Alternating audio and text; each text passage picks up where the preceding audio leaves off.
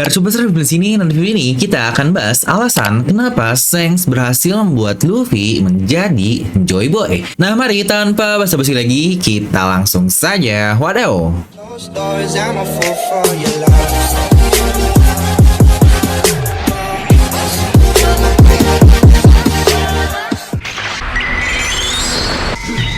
Nah, dimana seperti yang kita lihat dari para Yonkou di generasi-generasi sebelumnya, dan petarung kuat hampir semua dari mereka ingin menjadi Joy Boy, atau setidaknya ingin menciptakan dan meneruskan tekad dari Joy Boy ini. Tetapi hampir dari mereka semua gagal, dan hanya Shanks lah yang bisa dibilang berinvestasi dengan sangat baik. Lalu kira-kira apa sajakah semua hal itu? Pastikan kalian tonton video sampai habis ya, agar tidak ada informasi yang miss dan juga setengah-setengah. Nah, mari siapkan kopi, nyalakan yang besar, pasang headsetnya, ambil posisi PW, and wadidaw.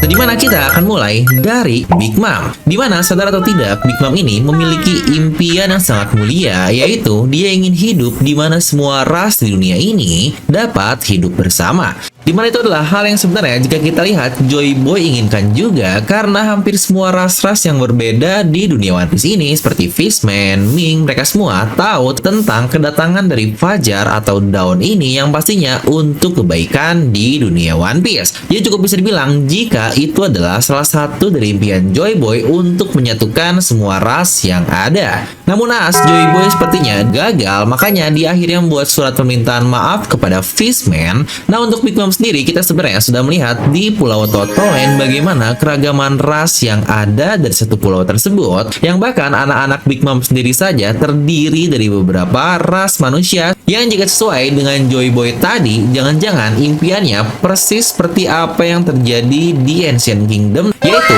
untuk menciptakan kehidupan yang penuh harmoni dan kebahagiaan. Tetapi akibat terbentuknya pemerintahan dunia di masa lalu tersebut, akhirnya hampir semua ras-ras unik di dunia One Piece berada di lokasi yang sangat terpisah, dan bahkan bisa dibilang mereka ini semacam terdiskriminasi oleh dunia.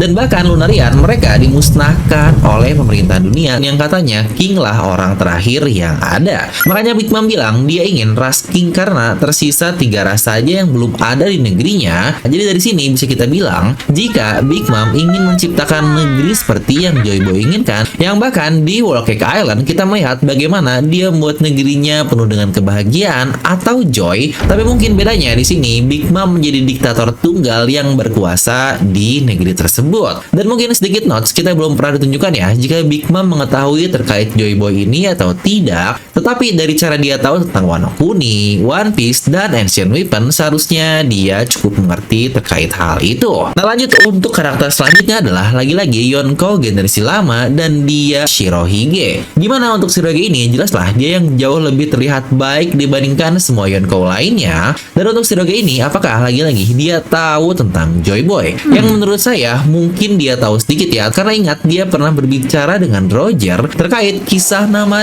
yang dimiliki oleh Roger tersebut, yang pastinya semua hal itu berhubungan dengan Void Century dan Joy Boy. Namun walau dia tahu itu semua, lagi-lagi tetap Shirohige tidak memiliki ketertarikan terkait One Piece karena tujuan hidupnya bukan untuk hal tersebut. Tapi yang menariknya, walau dia begitu, dia ini masih akan menyiapkan satu nyawa di masa depan untuk seseorang yang dapat mengubah dunia ini dan menjadi seorang raja bajak laut, yang kita semua tahu lah orang itu adalah Portgas DS. Dimana ini bagian menariknya bahwa S sendiri tidak tahu jika dialah yang dijaga oleh Oyaji Shirohige, walau dia sebagai anak buahnya, dan dia berpikir jika dialah yang akan membuat Shirohige menjadi raja bajak laut. Tapi malah Sengoku yang lebih tahu, karena yang terjadi sebenarnya adalah Shirohige inilah yang justru melindungi S selama ini, makanya mereka tidak bisa menyentuh S sedikit pun. Dimana Shirohige tahu terkait ramalan bahwa ketika One Piece ditemukan, dunia akan terjungkir balikan dan orang itu akan membawa beban seluruh dunia di pundaknya. Yang dari situ Shirohige akhirnya bertaruh jika S ini selaku anak dari Roger, makanya dia bertaruh kepadanya dialah orang yang akan mengubah dunia ini. Tapi ternyata S malah harus mati terlebih dahulu, makanya dia memutuskan untuk menjaga adik kandungnya yaitu Luffy.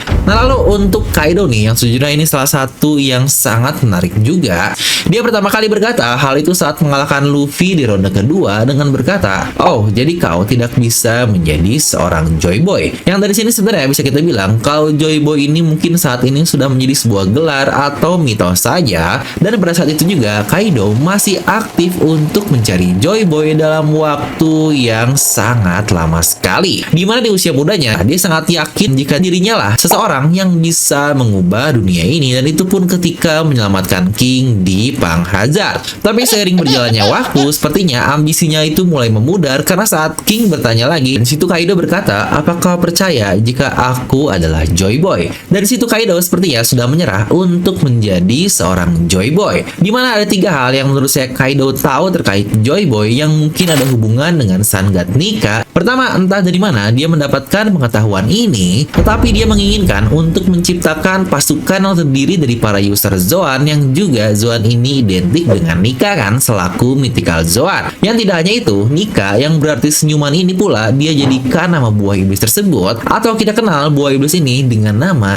Smile. Nika yang berarti smile juga, dimana Kaido buat itu untuk bajak lautnya sendiri. Ya walau mungkin ada keanehan dari usernya hanya memiliki tawa saja dan tanpa emosi saja, tetapi bukankah dari Smile dan Zoan ini jangan-jangan Kaido juga tahu terkait sejarah Nika yang akan membawa kedamaian di dunia One Piece juga. Lalu yang kedua adalah Kaido berkali-kali berkata jika dia ingin mati, makanya dia pun akhirnya beratus-ratus kali mencoba bunuh diri, tetapi tidak ada satupun yang berhasil.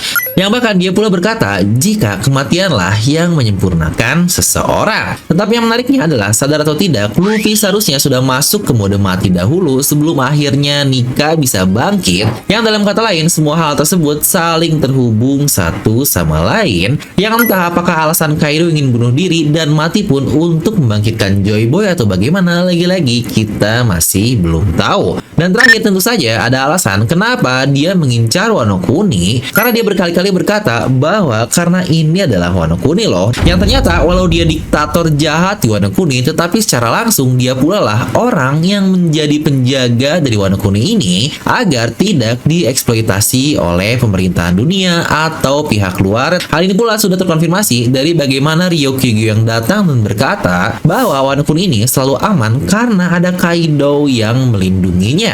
Nah, tapi kita juga tahu di akhir kekalahannya terhadap Luffy, di situ dia berkata bahwa dia mengetahui siapa itu Joy Boy. Yang lanjutannya adalah Joy Boy adalah seseorang yang akan mengalahkan dirinya nanti di Wano Kuni, yang sejujurnya ini bikin merinding banget. Dan ternyata prediksi dari Kaido itu 100% tepat. Luffy adalah Joy Boy yang baru yang terkonfirmasi dari perkataan Zunisa saat dia mengawakeningkan Nikanya. Dimana lagi-lagi bahasan lengkap terkait Kaido, salah satu yang membantu membangkitkan Nika dan berperan sangat-sangat penting sekali, sudah pernah saya bahas juga di Mega Teori Terpisah di channel Devil Nomi. Nah, sebelum kita masuk ke bagian Shanks, yang kita akan bahas dulu untuk kaptennya, yaitu Roger. Banyak yang bilang jika Joy Boy sebelum Luffy adalah Roger, karena Luffy adalah reinkarnasi dari Roger, yang aduh ini kebanyakan baca serial lain nih kayaknya makanya ngomong seperti itu. Dimana menurut saya itu udah salah total. Roger tidak pernah menjadi Joy Boy dan bahkan dia pula tidak berusaha untuk menjadi Joy Boy. Karena tujuan Roger sebenarnya hanya mencari misteri dunia ini, yang kebetulan dia mendapatkan semua hal itu. Yang ternyata dia juga sadar jika mereka terlalu cepat karena Joy Boy belum ada, dan bahkan Roger sendiri pun sudah berkata jika dia ingin terlahir di era yang sama dengan Joy Boy. Dia pula akhirnya sama seperti Shirohige berharap anaknya lah yang akan menemukan One Piece kelak. Walau lagi-lagi Ace yang tidak tahu jika bapak yang berharap itu harus mati juga. Tapi satu hal yang menarik adalah perbincangan antara Ace dan Yamato, di mana Ace tahu ada seseorang lain yang berkata hal yang sama persis seperti impian Luffy, dan Yamato pun berkata di percakapan tersebut jika itu adalah orang yang sangat hebat. Yang ironisnya, seseorang yang berbicara dengan impian yang sama seperti Luffy adalah ayahnya alias Goldie Roger. Nah, inilah yang akan kita hubungkan dengan Shanks di bagian akhir, di mana beberapa hal menarik yang kita dapatkan adalah Shanks sepertinya tahu terkait Gomu-Gomu ada hubungan dengan Nika dan sesuatu yang akan mengubah dunia ini dan mendapatkan One Piece. Ya, awalnya kita memang mengira tidak sengaja aja lah untuk Shanks menemukan Nika ini, tetapi jika kita tarik lebih jauh lagi, Shanks ini ternyata dia sengaja loh untuk mengincar kapal Hushu, dan pasca Luffy Awakening pun dari bounty-nya Shanks langsung teringat ke momen dia saat mencuri buah iblis tersebut. Yang berarti Shanks ini tahu persis bahwa Gomu-Gomu ini adalah buah iblis penting kunci untuk mendapatkan One Piece. Yang bahkan tidak hanya itu, pasca dia melihat poster dari Nika Luffy, dia pun berkata kepada Ben Beckman, sudah saatnya kita mendapatkan One Piece. Hal yang sudah dia tunda sejak lama sekali setelah eksekusi dari kaptennya. Oke, lalu mungkin pertanyaannya, apa semua hubungan ini dengan Luffy? Nah, pertama ada hal janggal, kenapa Shanks sampai setahun lebih berada di desa Fuchsia Luffy, terutama di East Blue lautan yang paling lemah. Dan juga kenapa ada satu hal, Shanks menyimpan harta karun dari Gomu-Gomu tersebut dalam waktu 1 tahun lebih juga. Karena ingat ada revisi dari Oda Sensei yang awalnya 12 tahun lalu dia mengambil Gomu-Gomu dari Wushu tapi diubah menjadi 13 tahun yang lalu. Yang berarti flashback yang kita dapatkan saat Luffy kecil yang tepatnya 12 tahun yang lalu, itu pun sudah setahun sejak buah iblis Gomu-Gomu Shanks pegang di kapalnya. Nah, dimana prediksi saya kenapa Shanks lama-lama di pulau tersebut dan membawa Gomu-Gomu yang penting dan tidak ada satupun krunya yang makan dan bahkan disimpan secara terus-menerus? Karena saya yakin Shanks tadinya ingin memberikan buah iblis ini kepada anak dari kaptennya, yaitu Portgas di S. Yang bahkan kita juga sudah tahu kan, jika S ini berada di pulau tersebut sudah sejak kecil sekali. Namun naasnya, S ini berada di Gunung Kolbo, tempat dan tinggal dia di sana dirawat oleh bandit gunung. Yang ironisnya juga, ternyata muncul momen di mana Shanks harus berurusan dengan bandit gunung di desa Fuchsia juga. Jadi alih-alih mau dia memberikan buah iblis tersebut kepada S agar menjadi Joy Boy, malah Luffy lah yang tidak sengaja memakan buah iblis tersebut yang pastinya Shanks sangat jengkel sekali. Yang sebenarnya bahasan tentang tujuan S Shanks ini sudah pernah saya bahas lah di satu video sendiri. Nah, tapi di tengah-tengah hal itu, Shanks yang menyadari jika Luffy memakan buah iblis tersebut, akhirnya dia pun melihat tekad dari Luffy. Yang ternyata Luffy juga berkata hal yang sama dengan impian dari kaptennya, yaitu Roger, yang kita masih belum tahu itu impiannya apa. Yang oleh sebab itu, Shanks pun bertaruh penuh bahwa Luffy lah seseorang yang akan menjadi Joy Boy. Makanya dia mengorbankan sebelah tangannya yang sejujurnya ini nggak masuk akal loh. Shanks dikatakan sudah punya bounty 1 miliar berry saat 12 tahun yang lalu. Tetapi dia bisa hilang tangan hanya karena monster laut biasa saja, yang bukankah itu sangat tidak masuk akal sekali.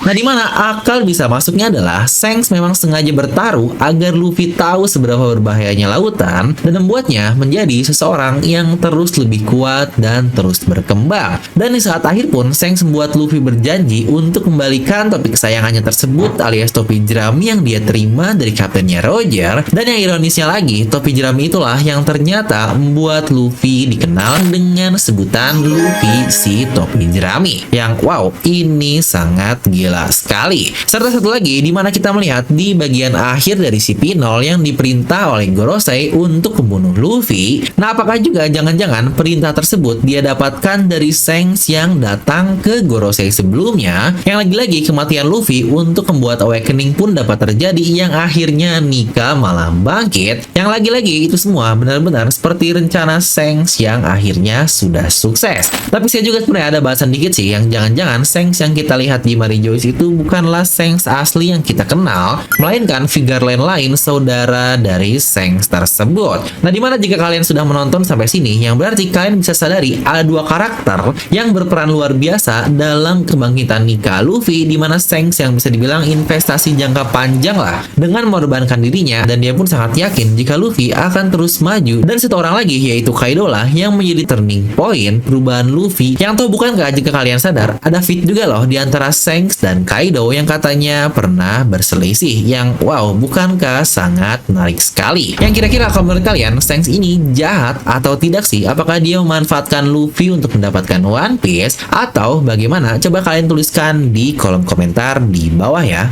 Dari sini saya juga mau menyampaikan terkait ini last minute banget nih buat limited dari Gear 5 Luffy, karena terkait hype di anime masih luar biasa banget. Dimana satu bundling ini kalian akan mendapatkan free box poneglyph dan stiker dari Luffy yang sangat unik juga dengan harga hanya 175.000 saja. Ya benar, kaos eksklusif ini hanya tersedia 40 pieces saja. Makanya tadi saya bilang gak usah malu lah bakal samaan seperti wibu lain, karena dengan jumlahnya yang limited dan gak akan diproduksi ulang akan buat wibu kalian terjaga dan statusnya meningkat yang membuatnya semakin eksklusif. Yang lagi-lagi saya peringatkan jika ini adalah last minute, dari 40 pieces hanya tersisa di bawah 10 saja. Jadi let's go, langsung habiskan dengan klik link di deskripsi dan langsung WhatsApp di limited edition ini. Siapa cepat dia akan mendapatkan sang Nika aka Joy Boy. Nah jadi itu untuk video kali ini. Kalian bisa tuliskan pendapat kalian di kolom komentar di bawah, dan seperti biasa semoga kalian terhibur dengan video ini. Like aja kalian suka, dislike aja kalau suka, jangan lupa untuk subscribe dan juga share ke teman kalian. Gue Develo pamit, and I'll see you guys next time.